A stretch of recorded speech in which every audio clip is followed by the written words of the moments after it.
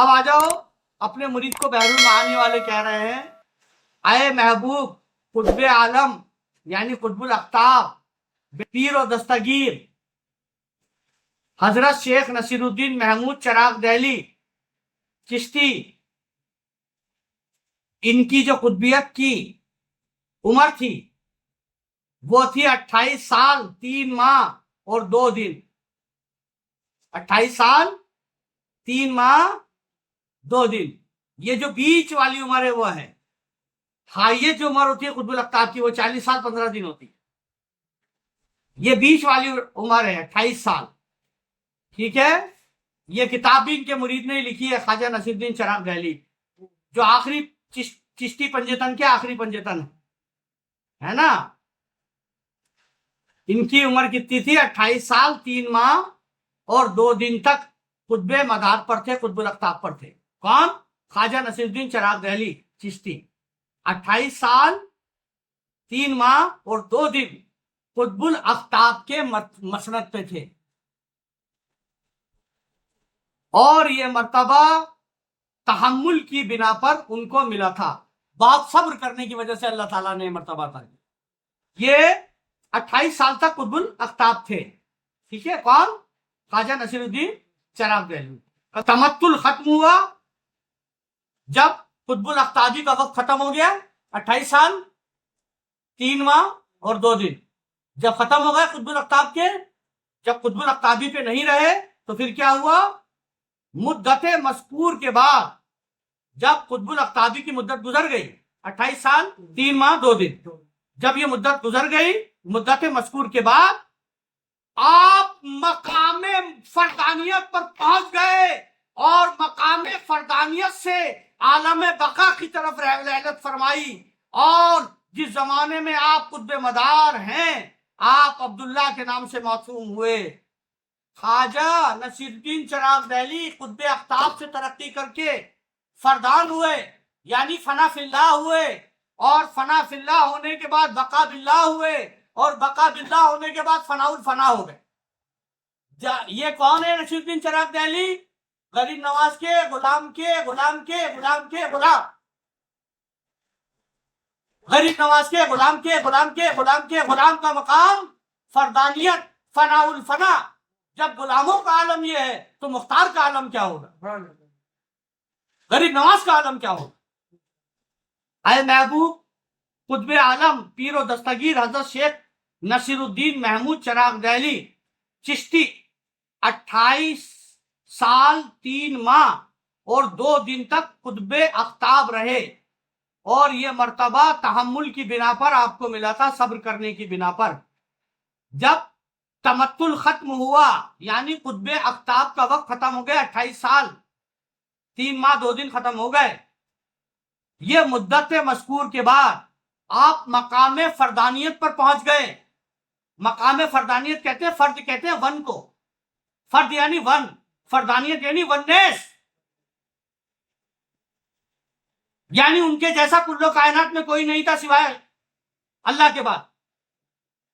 फिर वो फरदान उसे कहते हैं जो खुदा में मिलके उसके जैसा हो जाता है। फिर मकाम फरदानियत से भी आगे बढ़े और मकाम फरदानियत से आलम बका की तरफ रहता। जब आप मकाम फरदानियत पर पहुंच गए, जब मकाम फरदानियत पर पहुंच गए, उसके बाद उनका इंतकाल हुआ। कुतुबुल अख्ताब एक तो मर जाता है तो उसकी जगह दूसरा आ जाता है। ये मरे नहीं, बल्कि अपनी जिंदगी में ही उनका टाइम पीरियड पूरा हो गया कुतुबुल अख्ताबी का। कहा भाई अपनी जगह छोड़ दो अब। तो अब कुतुबुल अख्ताब आम आदमी तो बन नहीं सकता, अल्लाह कुछ तो बनाएगा उसे। भाई मर रहा तो नहीं है, वो मरा तो नहीं, उसका टाइम 28 साल पूरा हो गया है ना।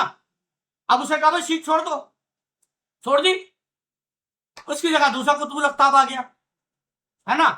अब इस कुतुबुल अख्ताब को किस मर्तबे पे लाएगा? तो फरदानियत के मर्तबे पे ले गया अल्लाह कि मेरे अंदर जम होके मेरे जैसा हो जाए। पहुंच गए, अब हो गए रहलत फरमाई और आप जो है फरदानियत के मकाम पर। अब जो है क्या हुआ, जब वो कुतुबुल अख्ताब के मकाम से जब गुजरे तो उनका नाम हो गया अब्दुल्ला, और अल्लाह ताला ने उन्हें फरदानियत का मकाम अता फरमाया। और जब आप जो है फरदानियत के मर्तबे पे चले गए तो उनके दाईं तरफ वाले वजीर कौन थे? अब्दुल मलिक कौन थे? उस टाइम उनके दाईं तरफ वाला वजीर कौन था? सुनो, कौन था? वो थे शेख नजमुद्दीन दमिश्की, जो दमिश्क के वली थे, सीरिया के शेख नजमुद्दीन दमिश्की चिश्ती थे। उनके राइट साइड में वो थे अब्दुल मलिक कुतुबुल अख्ताब के वक्त में, जिनका नाम अब्दुल मलिक। आपकी जगह फिर कौन बने? जो दाईं तरफ वाले थे अब्दुल मलिक यानी शेख नजमुद्दीन दमिश्की, वो कुतुबुल अख्ताब बने। हजरत नसीरुद्दीन चिराग दहली के बाद हजरत शेख नजमुद्दीन दमिश्की कुतुबुल अख्ताब बने। सुभान अल्लाह। अब सुन लो कुतुबुल अख्ताब का फंक्शन क्या है, जिसे कुतुब कुबरा भी कहते हैं, कुतुब मदार भी कहते हैं, कुतुब इरशाद भी कहते हैं, कुतुबुल अख्ताब भी कहते हैं। तो कुतुबुल अख्ताब का फंक्शन क्या है, उसका काम क्या है? सुन लो, ये जो कुतुबुल अख्ताब होता है, इसकी हुकूमत अर्श से लेकर तहतुस्सरा तक होती है।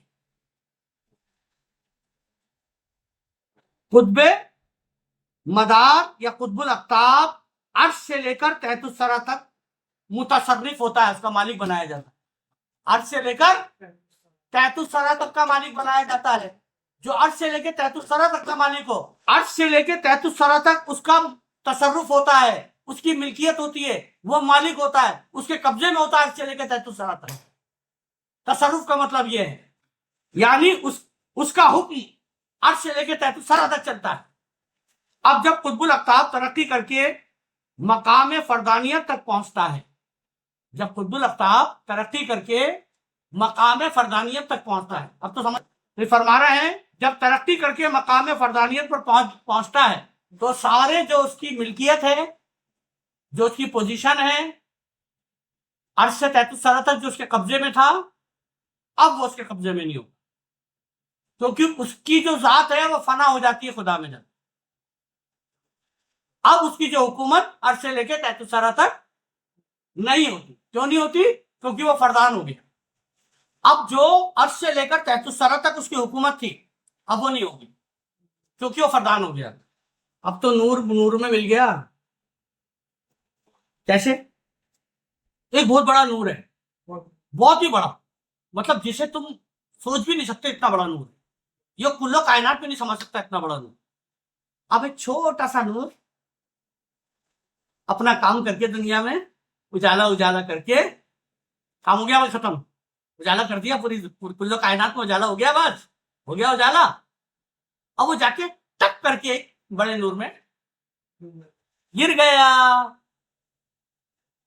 छोटा सा नूर, जरा बराबर नूर, बहुत ही बड़े नूर में जाके गिर गया, उस नूर में मिल गया। अब उस नूर से उसे जुदा करके बता, निकाल सकता है वो नूर? है ना? तो जात खुदा की बदली कि बंदे की बदली? तो शिर्क कैसे हुआ? शिर्क कैसे हुआ? खुदा की जात, वो नूर तो अपनी जगह रहा, बस ये नूर जाके उसमें मिल गया, इसकी जात बदल गई बंदे की, इसलिए ये शिर्क नहीं हुआ,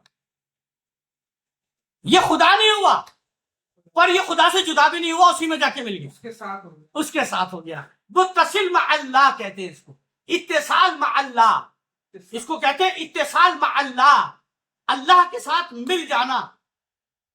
ऐसे मिल जाना कि जब दोनों मिल जाएं तो उनमें से पहचान बाकी ना रहे कि कौन है खुदा और कौन है बंदा। अब साहब क्या हुआ कि कुतुबुल अख्ताब जो है वो जब वो बन जाता है फरदान, अब जो है वो कुतुबुल अख्ताब नहीं रहता, अब उसकी हुकूमत नहीं हो, अब उसका हुक्म नहीं चले, वहां से लेकर और तहतुस्सरा, अब उसका हुक्म नहीं चले, वो उसी के जैसा हो गया। ठीक है ना?